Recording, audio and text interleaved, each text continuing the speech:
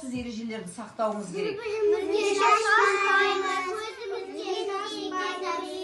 Жақсы, бір-бірден айтамыз. Дұрыс айтасың, Рамазан. Үстімізді қырғылмаймыз. Өте тамаша.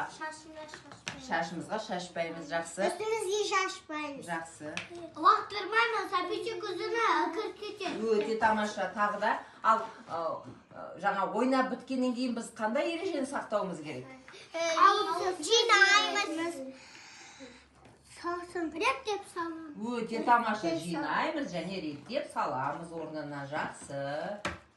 Осындай ережелерді сақтай отырып, балдар біз жақсылап ойнаймыз, иә? Осындай құммен ойындар, балдар біздің бар ғой, иә? Мына ұсақ қол моторикамызға өте пайдалы. Кім құммен көп ойнаса, соның ойлағаны жақсы болады, сөйлегені жақсы болады, ақылды бала боласыздар.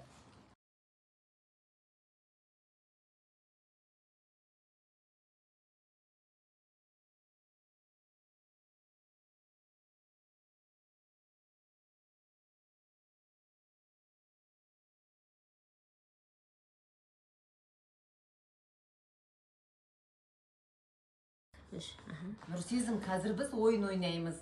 Құмдағы іздер. Осы құммен қандай қауіпсіздік ережелерін сақтау керек ойнаған? Үстімізге шашпаймыз, бір-бірімізге лақтырмаймыз, үстімізге лақтырмаймыз.